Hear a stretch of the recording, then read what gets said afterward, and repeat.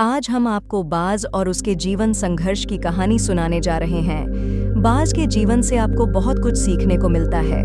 हमेशा प्रयत्न करते रहना, कभी शांत न बैठना और अपने लक्ष्य को बिना रुकावट के प्राप्त करना आदि लक्षण हमें बाज से सीखने को मिलते हैं। चलिए जानते हैं बाज के जीवन के बारे में कुछ अनोखी बातें जो आपको अपने जीवन में जरूर उतारनी चाहिए। बाज जिसका जीवन संघर्ष शुरू होता है उसके आशियाने घोंसले से। शायद आपको पता भी होगा, बाज एक ऐसा पक्षी है जिसे उड़ान भरने के लिए सबसे पहले तैयार होना पड़ता है। दूसरे पक्षियों की तरह वह घोंसलों में नहीं बैठ सकता। एक बाज अपने बच्चे को उड़ान भरना सिखाने के लिए किसी ऊंचे वृक्ष या फिर पर्वत की चोटी पर जाकर बैठ जाता है और फिर वहां से अपने बच्चे को धक्का देता है। इस वक्त बाज का बच्चा उड़ने के लिए बिल्कुल नया और अनजान होता है। जब बाज अपने बच्चे को ऊपर से गिराता है तो पहली बार बाज का बच्चा अपने पंखों को खोलता है।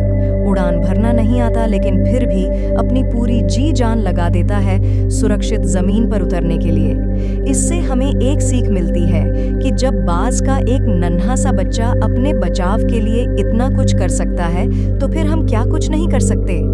अंत में आकर बाज का बच्चा 2-3 बार गुलाटी खाकर और अपने पंखों को मजबूती से फैलाकर हल्की हल्की उड़ान भरना सीख जाता है।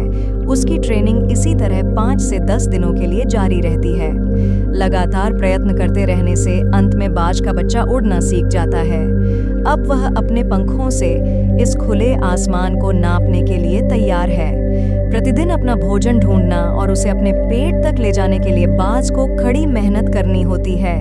बचपन से ही बाज अपने बच्चे को आराम अवस्था से दूर रखता है, क्योंकि उसे पता होता है कि मेरी तरह ही इसे भी इस कठोर जिंदगी में कड़ा संघर्ष करना पड़ेगा। धीरे धीरे बाज का बच्चा बड़ा होता है।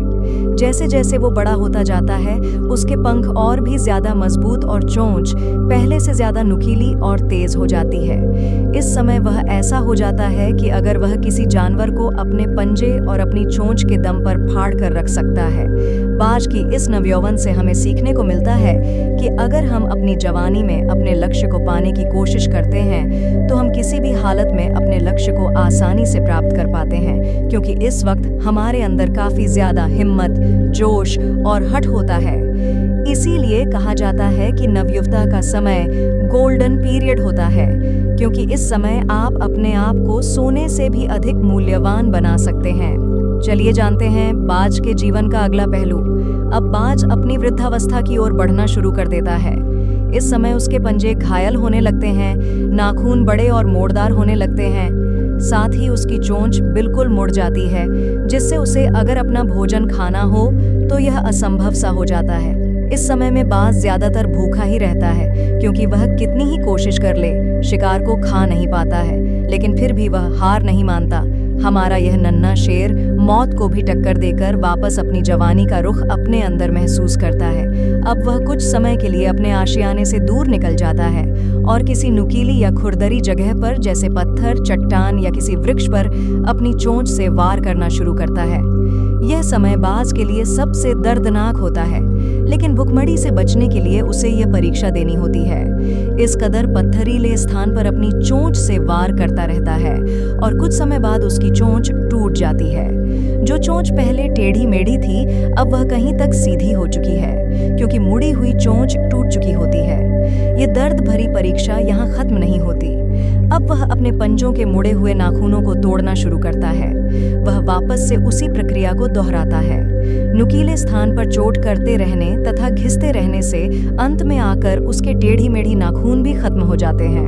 उसके बाद वह कुछ दिनों तक आराम करने की अवस्था में हो जाता है, क्योंकि घाव को ठीक होने के लिए थोड़ा आराम जरूरी होता है। जैसे ही उसके घाव ठीक हो जाते हैं वह वापस से खुले आसमान में पहले की तरह उड़ना शुरू कर देता है। अब वह अपने भोजन का भी प्रबंध आसानी से कर पाता है और साथ ही उसे खा भी सकता है। उसकी टेढ़े मेढ़े पंजों के नाखून अब खत्म हो चुके हैं, इसीलिए वह अपने ताकतवर पंजों से किसी भी जानवर अथवा अपने शिकार को मार सकता है, बिल्कुल पहले की तरह। बाज के जीवन के इस पहलू से हमें सीखने को मिलता है कि जिंदगी हर किसी का एक कड़ा इम्तिहान लेती है। जो भी इस इम्तिहान को पार कर लेता है वह आगे की जिंदगी राजा की तरह जीता, और जो इस इम्तिहान में फेल हो जाता है उसे केवल मौत ही नसीब होती है।